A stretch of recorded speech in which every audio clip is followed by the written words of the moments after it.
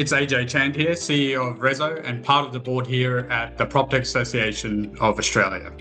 And it's great to see you all here today for our discussion on making AML compliance easy.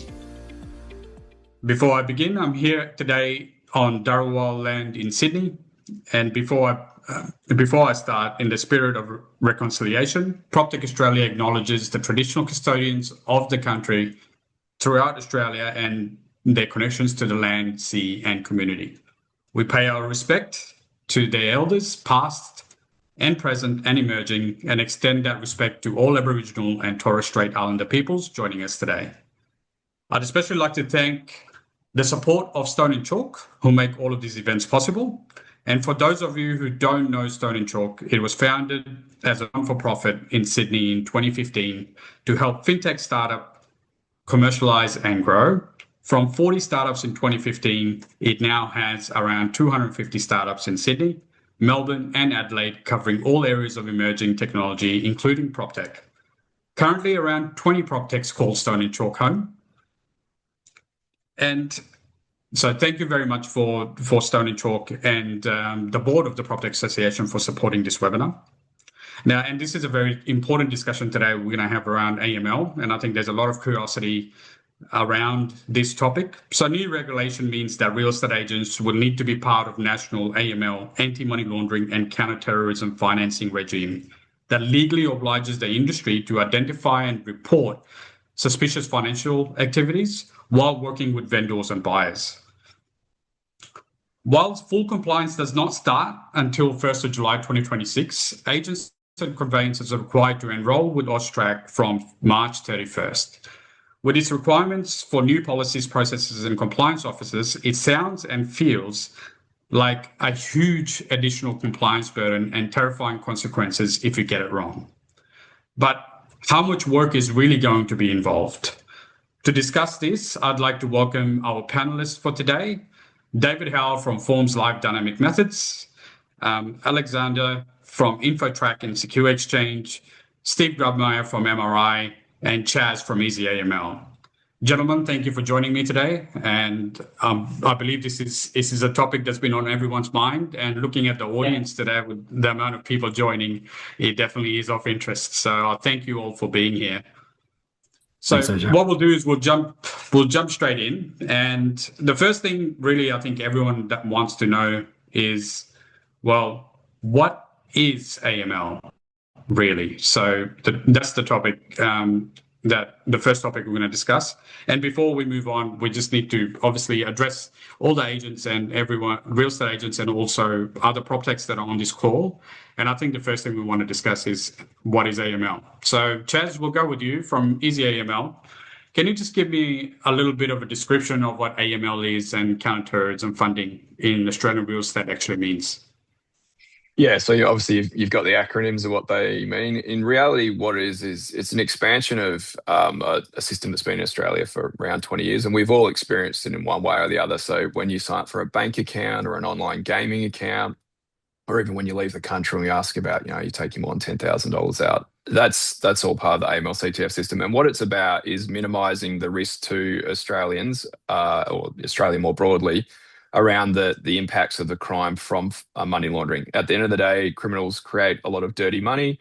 They need to launder that money to make it clean so they can utilise it. And obviously, property in particular is a big area and a big vehicle for these criminals to launder their money through, which is why real estate professionals, along with a number of other gatekeeping services such as lawyers and accountants and conveyancers and property lawyers, have also been pulled into this new Tranche 2 regime.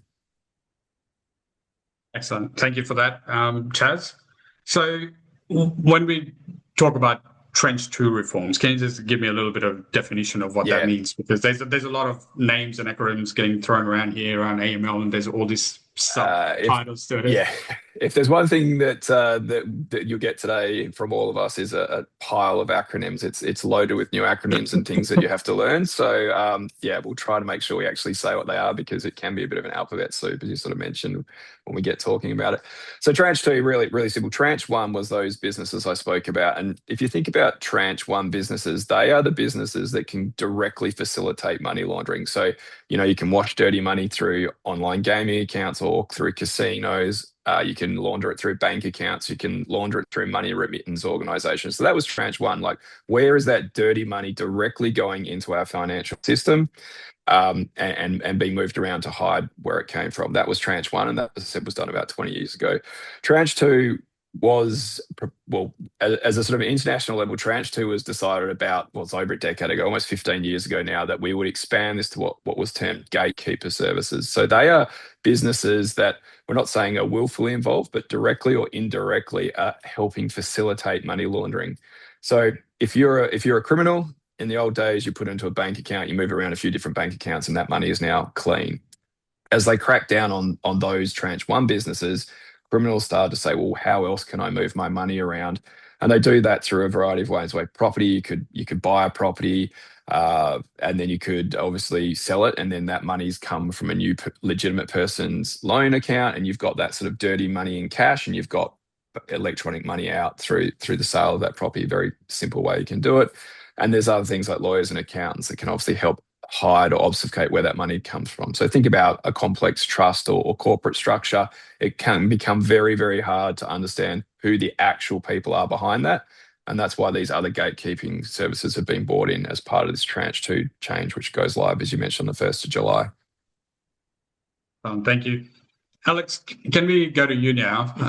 Can you sort of talk us through, again, what is AML, according to you, and Secure Exchange and InfoTrack, and also where the vulnerabilities exist within the property transactions? Yeah, perfect. Thanks, AJ. So I think there's a little bit to add, but I think Ches did a really good job in defining it. But it really is about ensuring that we keep money clean and that transactions are indeed legitimate.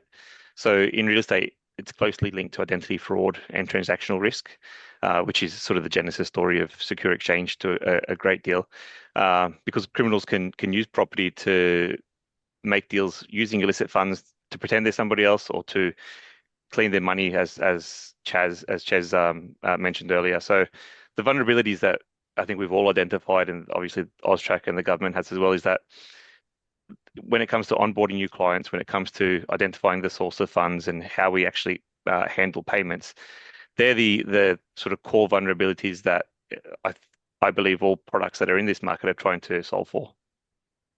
Yeah, excellent. Thank you for that. I think, David, Dynamic Methods Forms Live. Can you show me or tell me how the AML connects with the agent workflow? So now we talked about a lot of, obviously we're trying to solve a lot of problems here, which I think is rightly so, right? I think we need to secure this industry and secure all Australians at that. So also, just from an agent workflow perspective, was this messy, or how did this work? It's funny. Obviously with the tranche two stuff coming in, there's quite a lot to do to set up your business, and that's something that the agents and principals need to focus on before July. However, the way we see it is this is something we brought in last year, like with Ches through Scantech as well, was another alphabet soup, VOI, verification of identity.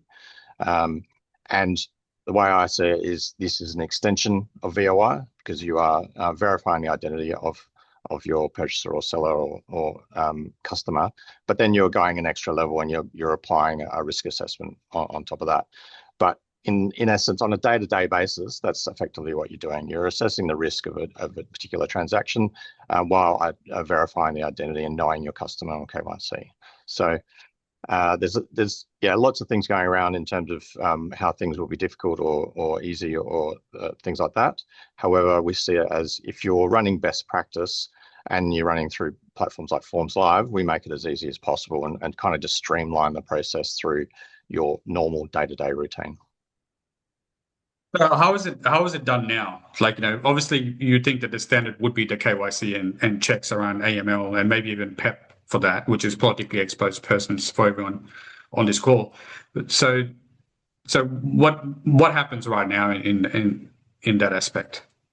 Are we still doing the KYC? Are we still doing the anti-money laundering checks? I think that the short answer is probably no.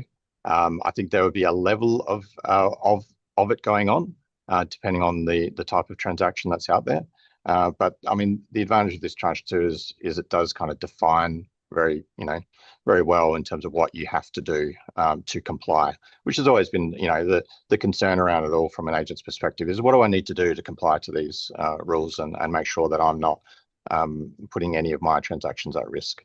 So I think, it's a good step from that perspective.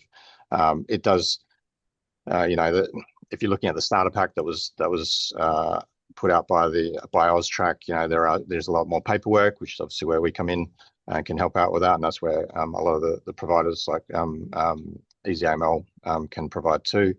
But at the end of the day, it's just about knowing your customer and getting a better understanding of what's happening with your buyers and sellers, and in most cases, it will be reasonably straightforward. Excellent. Thank you, David. Steve, to you, you obviously represent a lot of CRMs, other Proptechs that are within your ecosystem as well. Can you just give us a little bit of what's happening behind the scenes over there at MRI and how you guys are discussing all this? Yeah, thanks, AJ. As you can probably understand, like MRI is we're in a fortunate position to be able to utilize our scale and breadth, and feedback from our customers across the marketplace. One of the things that we've learned is, or it's consistent across all different verticals that we operate in, is seamless workflows for agents to maintain that compliance. We're working furiously, like within our product folks, like with our customers, with our suppliers, to ensure that we're working in collaboration with one another. While some of the legislation, is most recent as March is the 31st for their registrations, we want to make sure that we're getting ahead of that. We released our first, iteration of our AML workflow tool in Vault late last year. Box and Dice followed shortly after. We've since made changes to that because it is evolving over time, and I think it will also evolve for agents as well over time. What they will learn from day one will be different to what they know on day 30 and day 60 and day 90. So I think if I think about what the agencies need is to ensure that their businesses, whether they're corporate, franchise, boutique offices, that they give them the support that they need and have the answers at hand. We work with a number of different solutions providers, Easy AML, which has in the team. We've vetted out a number of providers, but it doesn't mean that they will be the only providers that we use in the future. This is the first cohort that we've brought on to ensure that we've got the best of the best in breed in market at the first day that we go live. So I think for us, we run a very strict, due diligence process around our partnership program. We have a governance and compliance and risk assessment that's run globally. So we uphold, our partners, but also ourselves to the highest standards, and that standard will grow over time. So I think agencies should feel assured that, they have their best interests at heart, and also that workflow, will be an ongoing development program for us. If I think about, are we ready for the marketplace? To be honest, we are confident with our position, our workflow status. I think there will be changes that we will need to make, as every other business will. We're working closely with, our partners to ensure that we've got that seamless workflow to reduce friction, to improve productivity, and maintain that level of compliance, which is really something that we're proud of. The good old tech philosophy: build, measure, learn, right? Because this is what this will need to be. And where are you guys getting all these regulations and data, and how do you even know what to look out for, and what do you do? Is it, are you collecting that directly from AUSTRAC and analyzing what they're doing there? Yeah, we've got several partnerships. For us, we're the core system of record, so we're not typically building out a solution for AML. So that's where we bring in our partners. They go through all that legislation, they go through all the workflows, documentation. Some of that information we do have on hand, so they will call our APIs for different purposes. pushed back the right information. We're trying to make it streamlined for our customers. But I think, we lean on our partners to be able to deliver that solution. We'll surface what we can. And I think, we're in an awesome position to be able to set the expectations for the industry and take it to the next level. One of the things that I do want to talk about is more about, we're customer focused and, delivering those outcomes for the customers. So we might make a couple of mistakes. That's okay. We live, we learn, we build, we iterate. If anybody says that they're perfect, then I would question that. For sure. I think this is a ever evolving thing, right? Like this problem has been in this market for as long as this market has existed, I would assume. So this is what we're going for. Thanks for that, Steve. Chaz, back to you. And I know we touched on this before around identity fraud and all of that, but why now? Like, we could have done this a long time ago. Why now? And what has AUSTRAC made valuable as well? Yeah. Look, the simple answer is, as I mentioned, Australia is a founding member of a body called FATF, which is part of the OECD, and basically regulates it's called the Financial Action Task Force, and regulates what the global sort of rule set is for how we're going to minimise money laundering and criminal misuse of financial systems. Unfortunately, whilst Australia was a sort of foundational signatory, we have dragged our feet for 15 years effectively to implement this. To give you some sort of context, you're talking New Zealand did this 6 or 7 years ago. UK's come up sort of a decade ago that they implemented this. So we're very, very far behind. And we're literally one of a handful of modernised countries that has not implemented it, or no modern countries that have not implemented it. We have a review in November this year. So effectively, if we did not pass these rules and get them implemented, we would get on what's known as a grey list, and that is not a good global list to be on. It would cause all kinds of wide systemic damage to the Australian financial system, like increased borrowing costs, etc. So Parliament passed the Act in November 2024 because of this, as I said, deadline in November 26, a sort of 2-year window is a very small time frame to run this through. So AUSTRAC, again, who is only acting as in their role from the regulations that passed by Parliament, has had to really rush this through at a very rapid pace. And they've done, I think, a really good job considering the limitations they've had to hand. So they've had to, obviously, the Act's been passed. There's been regulations that have to pass Parliament. There's had to be guidance, and then there's had to be sector-specific guidance. Tied in with all of that, AUSTRAC made a decision to create what's known as starter kits, which are sort of an end-to-end document set of including forms of what you need to complete to be compliant for these new Tranche 2 changes coming in. So that's everything from, you've got these obligations around a risk assessment for your business, a program and policy document for how you're going to manage and minimise your risks, high-level advice on what to look out for, how to onboard customers, how to, as Dave said earlier, how to undertake risk assessments for each transaction and each client, how to report to AUSTRAC. So they've done all this, but what it has meant because of this huge amount of work and the very short time frame is, to sort of Steve's point earlier, for the providers like ourselves and InfoTrack, etc., we've got a very short window to kind of take all that advice and to understand what systems we need to build to make sure our clients end up being compliant. So it's certainly been, a very, very, rapid process. And to give you an idea of the sort of scale, these starter kits I'm talking about are sort of 300 pages in length with sort of, 20 odd forms that you have to, you may have to use. And that's everything from whether you're onboarding an individual or a sole trader or a business or a partnership or a company or a trust, etc. And, ongoing, reporting obligations that you have to do quarterly or annually, depending. So, we've had quite a compressed timeline. A lot of work has been waiting for this information to come out so that we can finish building it off. So, again, as Steve said, I don't think anyone's going to proclaim they're going to be perfect.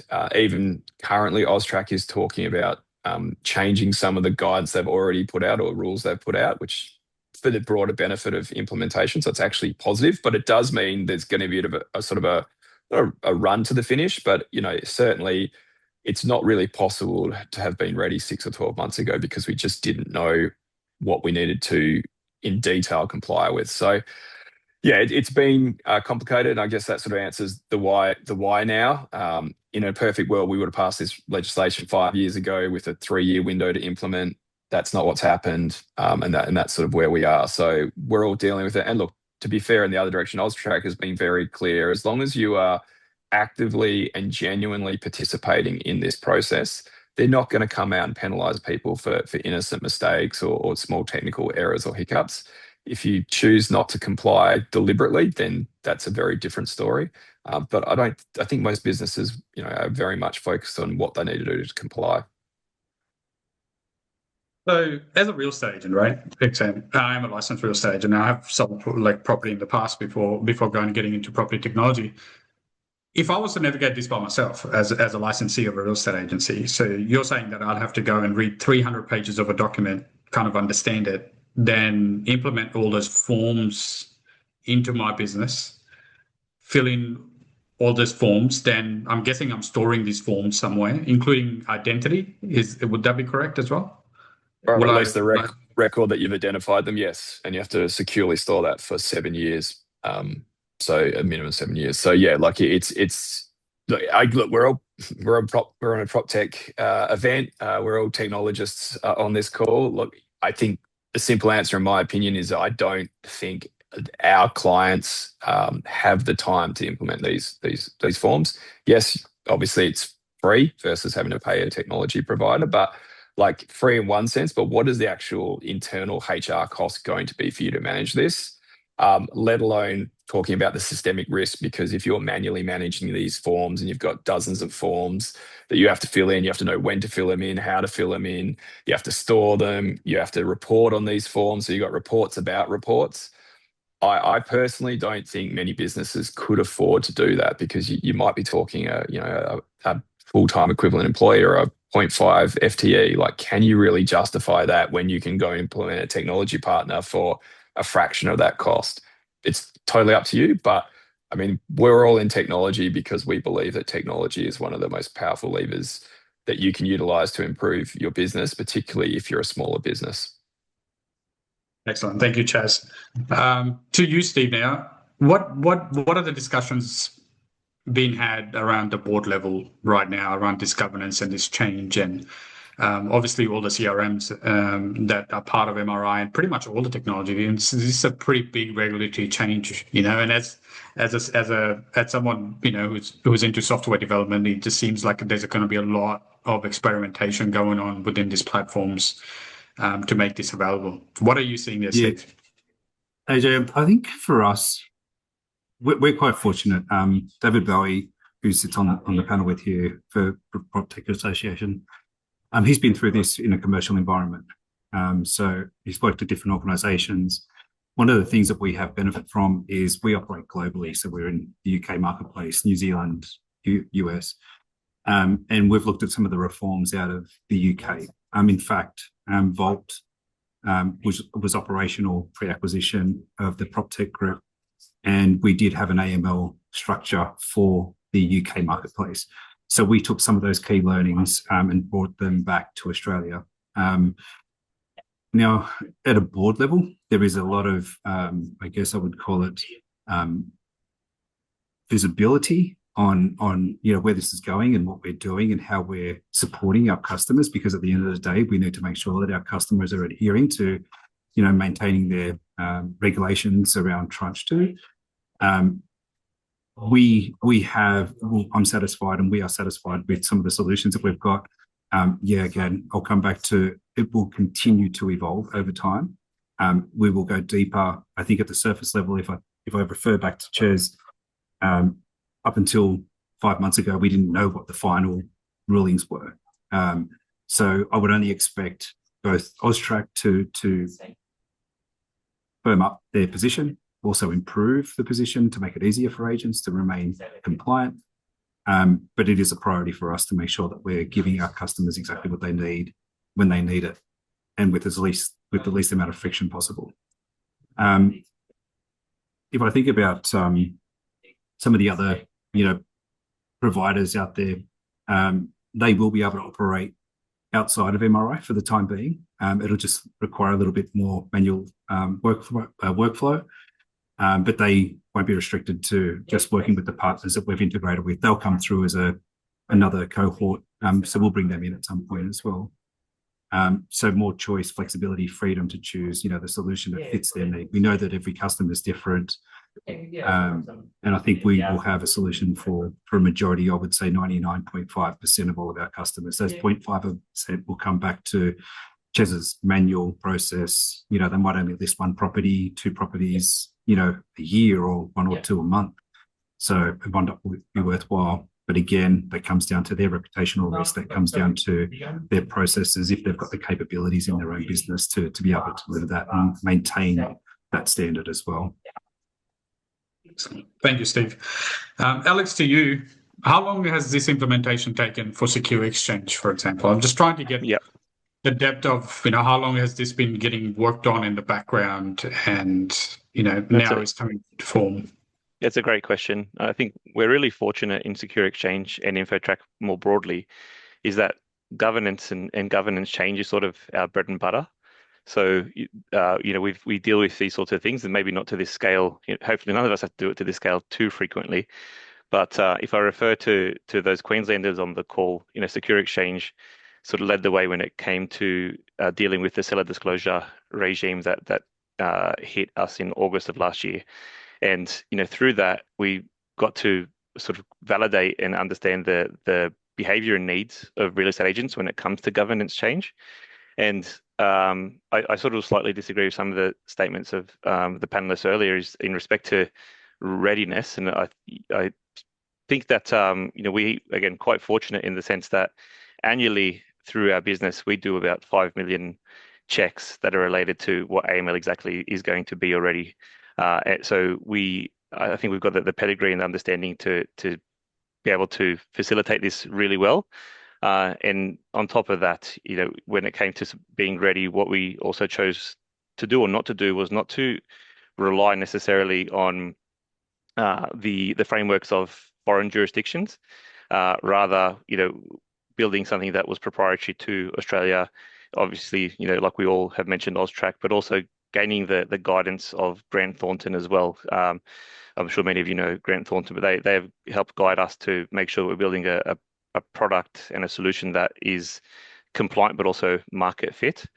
So maybe a long way of answering your question, but for us, this has been not the last 6 months or the last 12, but something that as a business we've been built to do for the last 15 years. And this is an extension of that. So quite I don't want to say we're perfect because Steve will come after me, because we're not, but we feel like we're as ready as we could be. We're hitting the ground from the start of next week with a series of events across Australia to sort of start to sharing more detail so everybody can feel really comfortable as to how we are going to service them, but most importantly, and I'm sure we'll get to it later, as to how we specifically service real estate agents and have them be able to rely and work with their network, be it lawyers and conveyancers, so they don't have to do this governance heavy lifting that they might be afraid of right now, because I think there are ways and means to make this a lot simpler for the real estate agent and the real estate businesses and Proptechs as well to really service the industry. So yeah, sort of around a little bit of a long-winded response to your question, but yeah, we feel really quite ready. I think the more I look at this, there is no short answer around this at the moment. And I think that's what's causing a whole bunch of confusion. Thank you for that, Alex. David, to you now, you represent pretty much all of the people in a transaction, right? So you've got the agents, the buyers, the sellers, maybe even property managers, tenants. You got conveyancers. So there's a whole bunch of that cohort on this call as well. A lot of them have different titles and different roles. So is it a one size that fits all? Does everyone need to do this blanket across real estate, or is there specific guidelines, you think? So first of all, just to answer some questions that came in, the 300-page documents we're talking about is so AUSTRAC, and I think Chez did put in the chat the link to the AUSTRAC website. That gives you it's a bundle pack. It's called a starter pack, and it kind of, if there's a bunch of documents, some documents describing the things you need to do as a principal to set up your business, and then others what you have to do from a day to day, and then others on terms of what you have to do on a year to year or every 3 years. So, but the focus here is on the transaction of a property, as in a sale of a property, not in property management at this stage.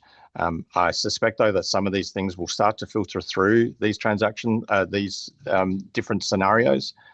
So I think it's important that, you know, if you're in real estate, you do get an understanding of what you need to do for this. One question, Kylie, you had in there around, let me just bring it up. So will it be the job of the real estate to catch money launderers and financial criminals through these changes? My answer is no, but it's about reporting it. So it's about understanding and giving the government the ability to track down these people faster with more information. And I think the real estate industry can help with that. There are certain rules you know you've got to abide by in terms of tip-offs and things like that too. So no, this is about reporting. It's not about catching. And I think Chaz probably agree with that. But yeah, in most cases, this shouldn't affect your sale or transaction of a property. It's just a little bit of extra paperwork, depending on the type of entity that you're dealing with. It can get a little bit complicated. But and a little bit to what Steve and Alex were saying before as well. You know, Forms Live, we kind of cater for everyone. So you know those agencies who are doing one or two, you know, one property, you know, every few months, things like that. We do support that type of customer who wants to do it themselves, or you know, can't see the financial benefit of signing up with a big platform.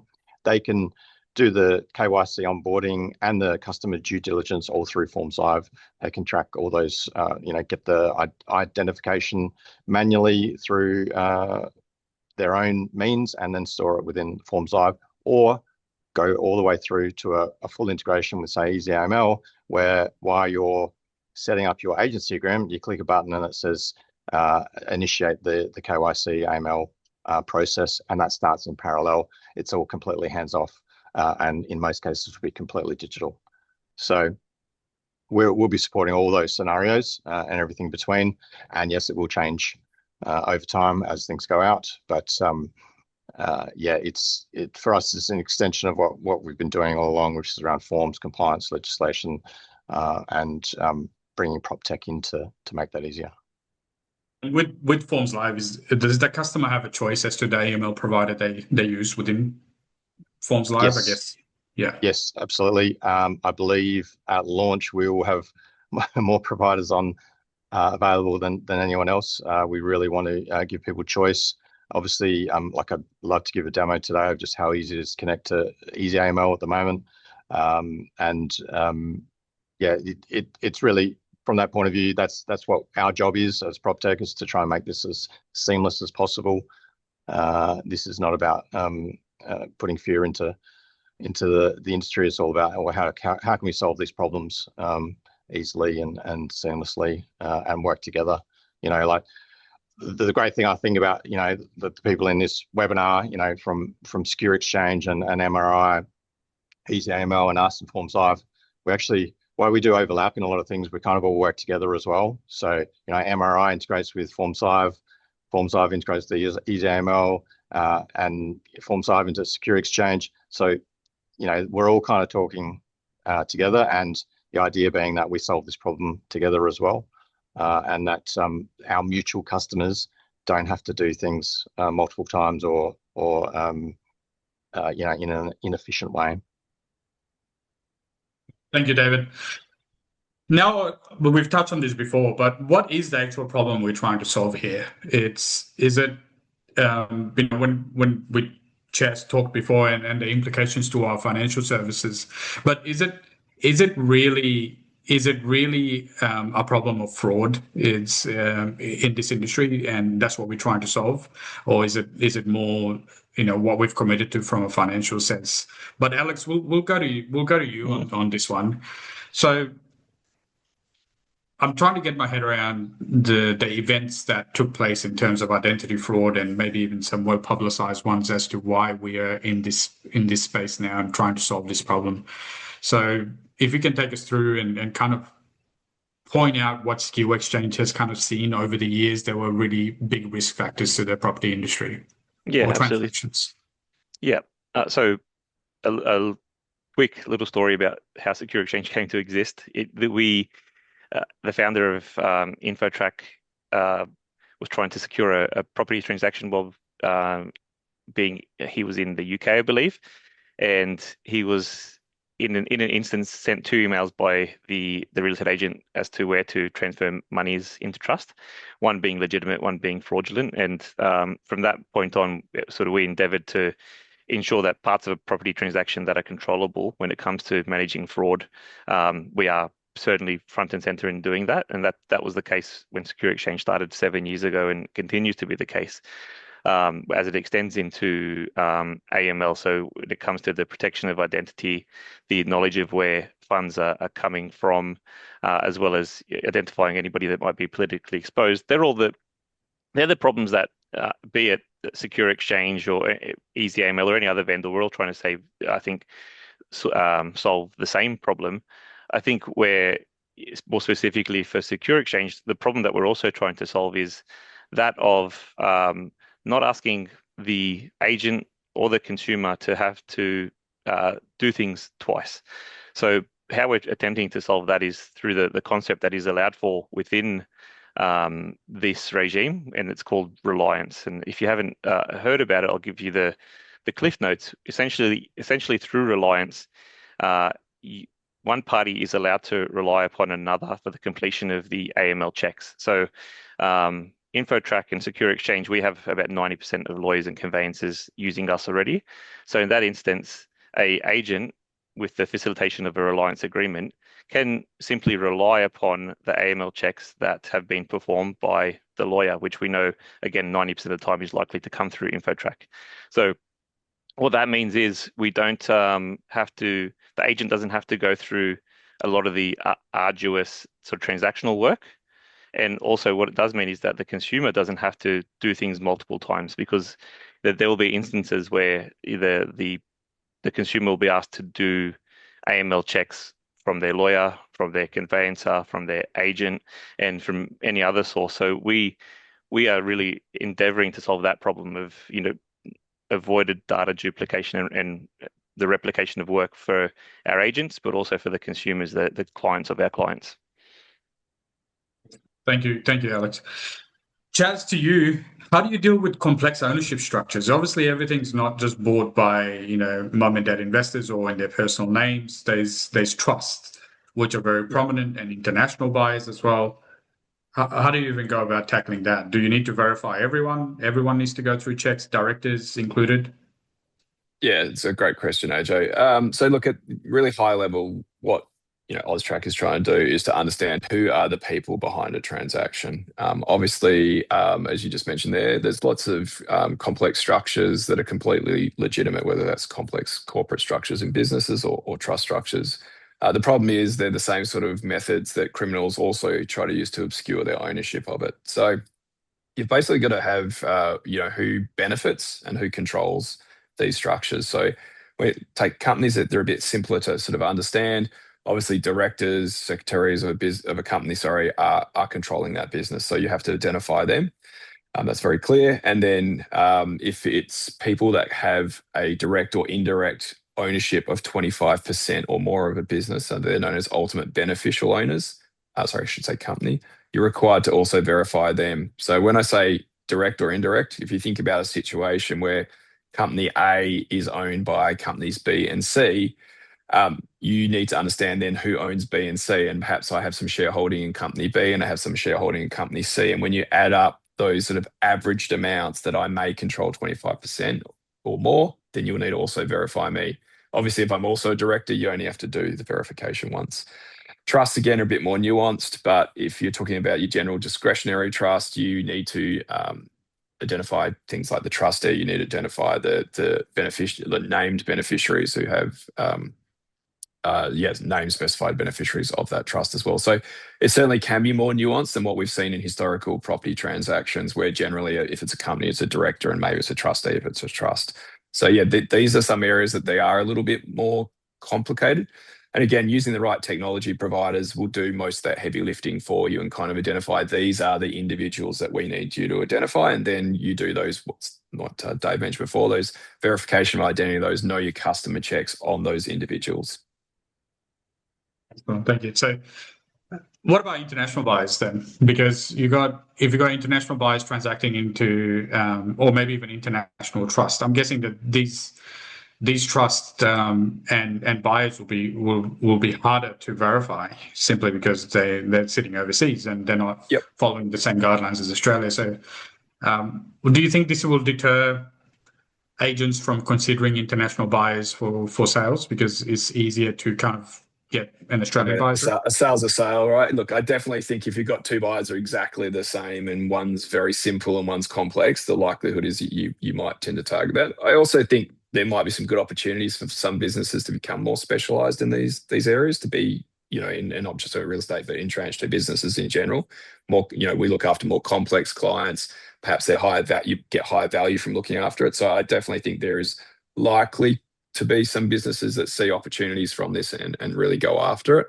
But at the end of the day, if you've got a buyer and there's a little bit more work to be done because they're international, again, using the right provider should be able to simplify that task as well. But it's very clear with AUSTRAC, they don't care whether or not you're domestic or international from their perspective. It's just about, as David mentioned before, understanding those risks. And obviously a international complex structure with PEPs is much more high risk than a local individual buying a property with a significant home loan that a bank's also done a lot of verification work on. So it's really about understanding those risks and then making sure you have the right processes in place to meet your AUSTRAC obligations. Excellent. So just on that as well, so discussing the Easy AML solution, can you take me through a little bit of what logic you guys used or what you thought about when you were developing all of this, or any red flags or anything that you wanted to avoid while building? Yeah, look, I think Alex sort of mentioned it before, and I agree with him at a high level. Like, there's very key parts of these processes. Easy AML has been spun out of our parent company, Scantech, again, doing identity verification, coming up for sort of 15 years. When we first looked at this process, the customer due diligence, the KYC, the KYB, know your customer, know your business, was really what we sort of started to look at. Pretty much what we did. Seemed very simple part for us to tackle, and it is the part that these businesses, the real estate agents, are going to deal with mostly day to day. When we started digging into it, the red flag that immediately came to us, though, even before all the guidance had been released, because there was acts and information out, was the level of compliance for Tranche 2 businesses is exactly the same level of compliance as a Tranche 1 business. The difference being we're talking about banks and large organisations generally.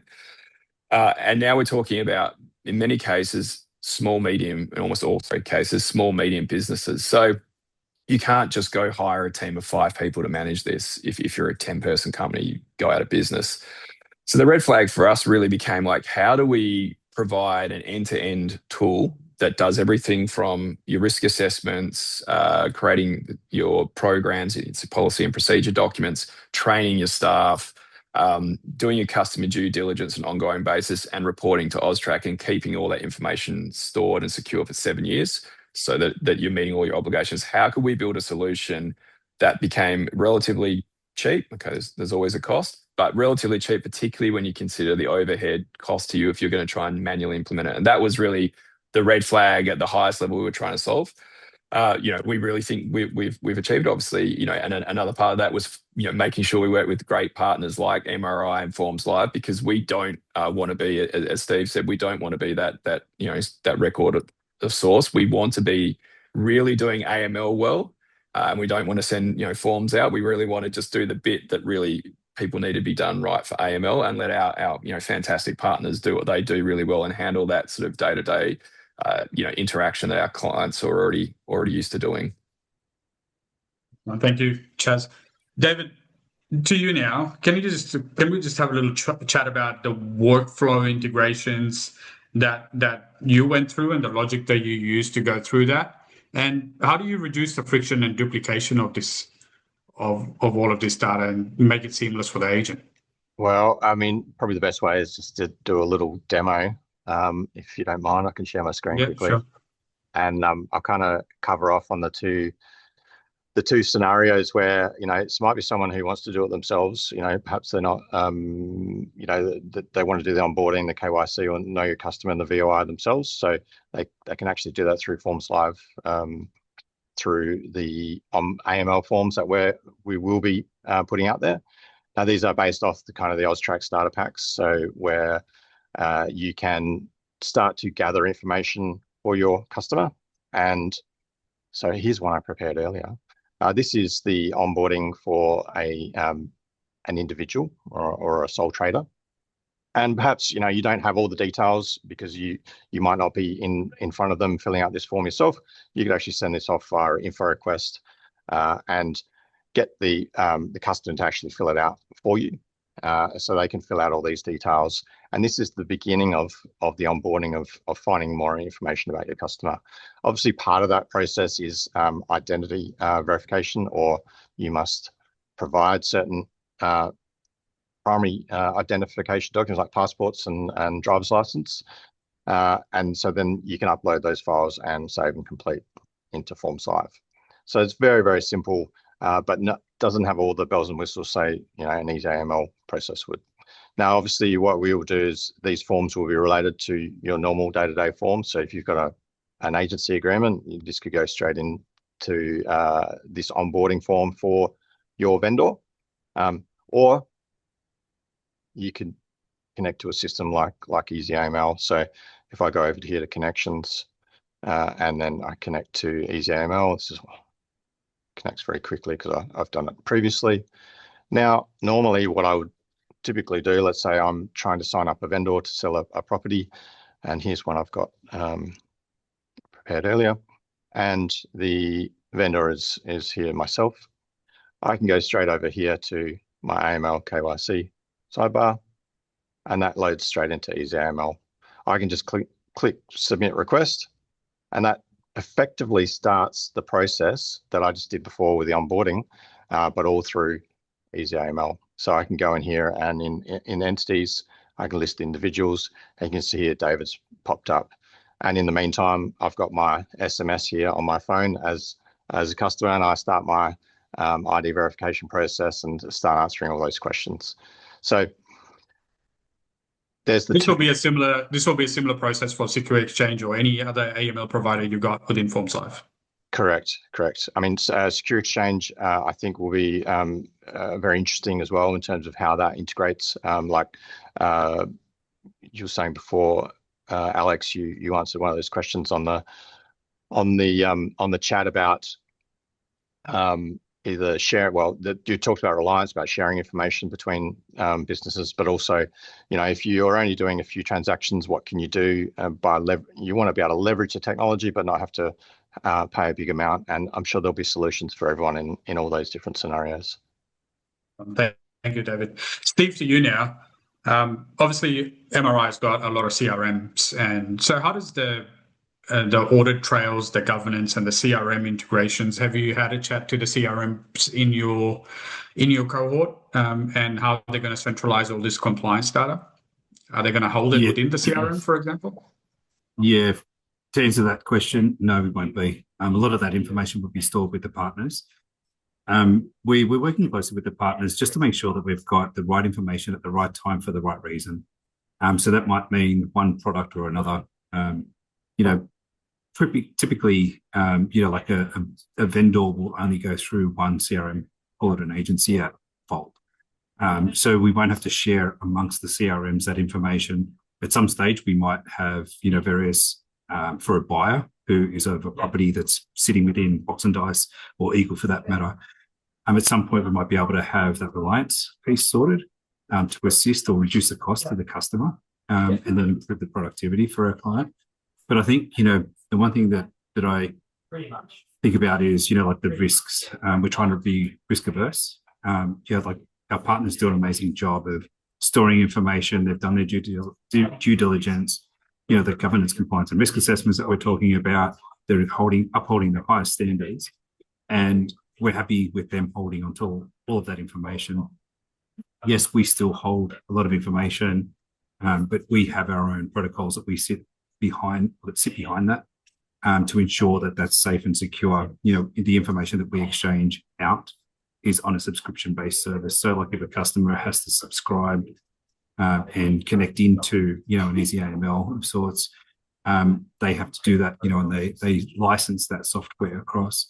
I think for us, reputational, we've got a reputation to uphold, you know, top of the class, first class standards.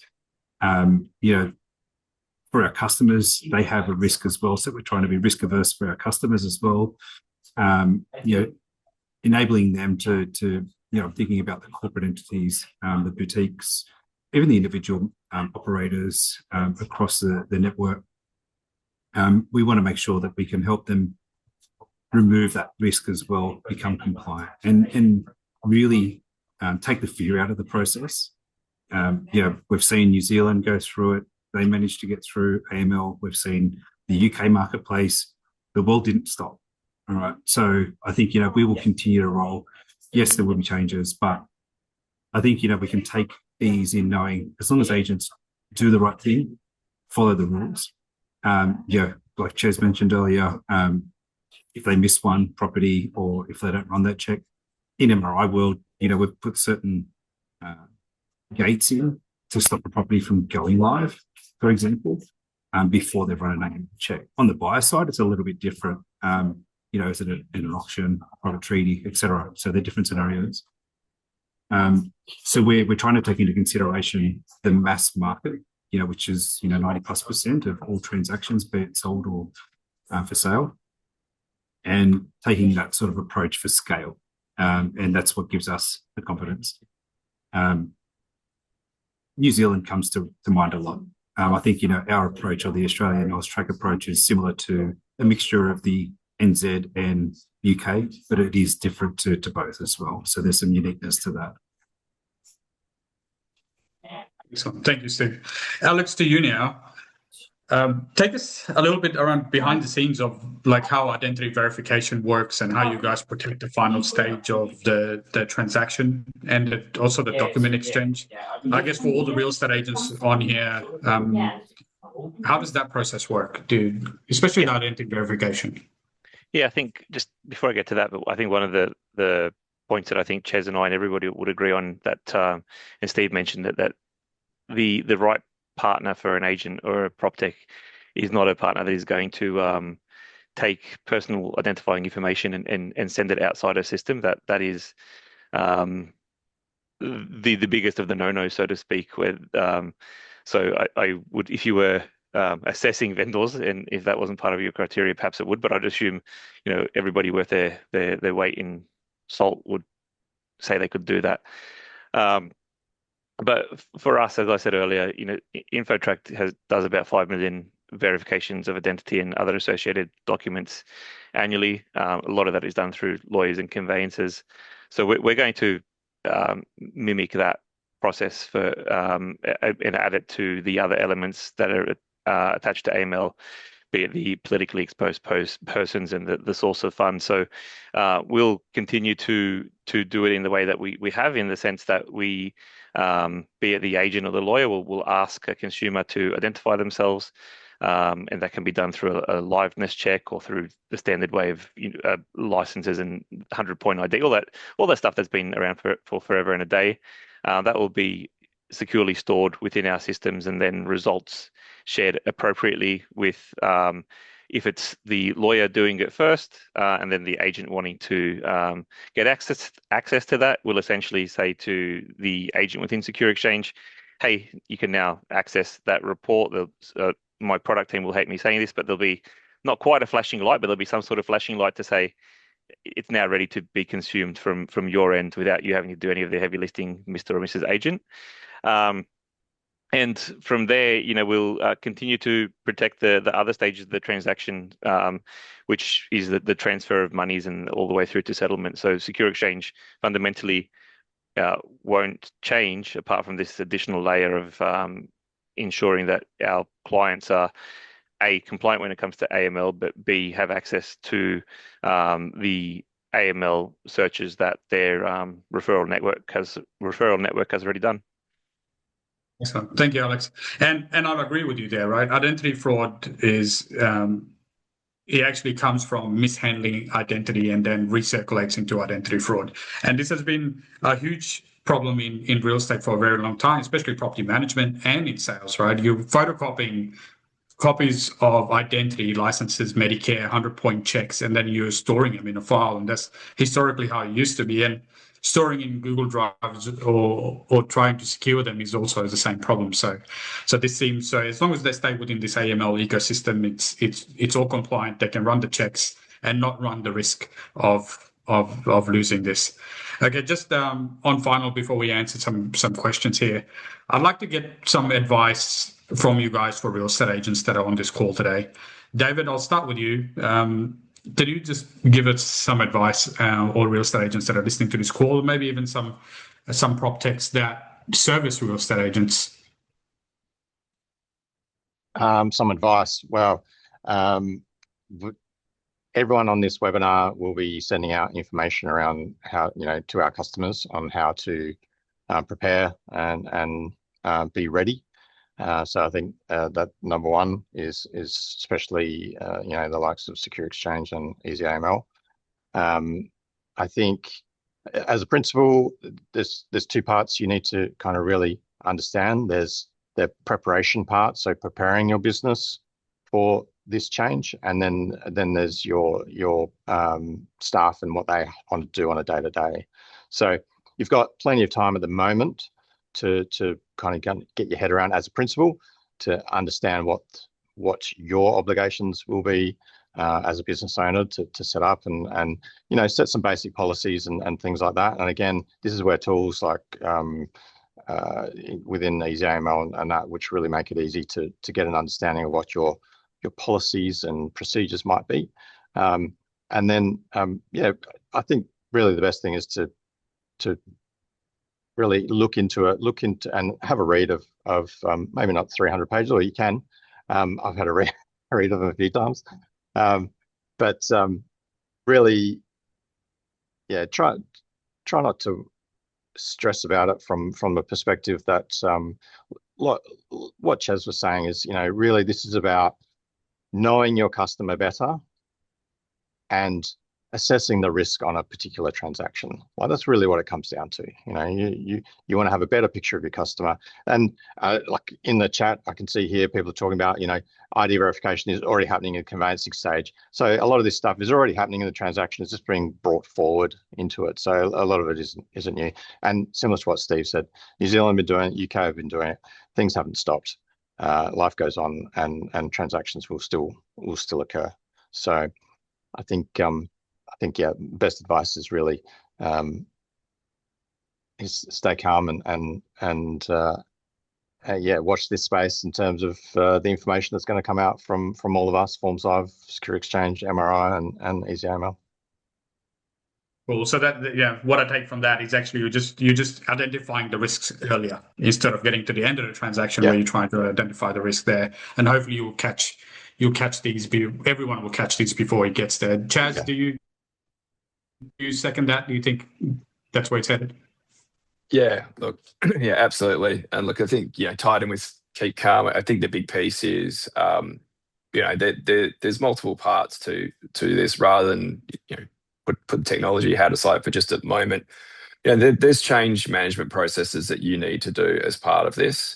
Things like your collateral and your communications with your end customers. So I think that's really important. I think, a big part of it, and why obviously Easy AML is working so closely with partners, MRIs, Square CRMs and Forms Live, is because what we want to do for real estate agents and the other industries involved in this is to minimize the new learnings that they have to do. So having a partner that's integrated from an AML perspective into your existing workflows and your existing processes, I think really helps make this transition simpler, in my opinion. So that's something I would look for, find out who they're partnering with, Try and find providers that you've got good partnership relationships, so you don't have to learn everything from the ground up. On top of that, like, start early. Don't leave this till May, April, May. Start doing your research now. I'm not saying you have to pick a solution now. Have a read or have at least a look on the AUSTRAC's website to understand the reforms and the guidance. Make a decision if you do want to be, as Steve said, I think it'll be a small percentage, but if you're not doing a lot of transactions and you do want to use the starter kits, totally fine. But start now, and don't sort of get to May and go, well, I've got the end of May, like I probably should look at this now, because that's probably going to cause you a world of pain when you want to do it. Small plug for Easy AML. You can go on our website right now. We've got a free tier. You can sign up. You can do your risk assessment. You can get a program. You can start even doing some of our training modules and training your staff. So there is ways that, the right providers out there can let you start, quite literally today. Just go to easyaml.com, get started for free and have a play. So again, try your partners out. Have a jump on their system, find out what they like and pick the one that's best suited for your business. Alex, we'll go to you. Same thing, advice for agents or anyone on this call. Yeah, I think the advice that Ches and David shared there was really sound. It is not about panicking right now. This is for the folks that are on the call. You're doing the absolute right thing. You're trying to gain education on something that is being built up to perhaps be scarier and more detrimental than it will be. But interviewing the various vendors, seeing what their unique value proposition is, and if that relates to your business needs, then that's the right choice for you.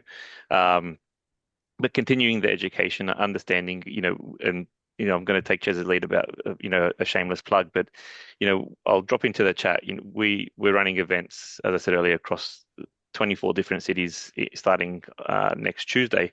So that's for free. Come along and learn more from Grant Thornton from AUSTRAC, from InfoTrack, and our partners as well.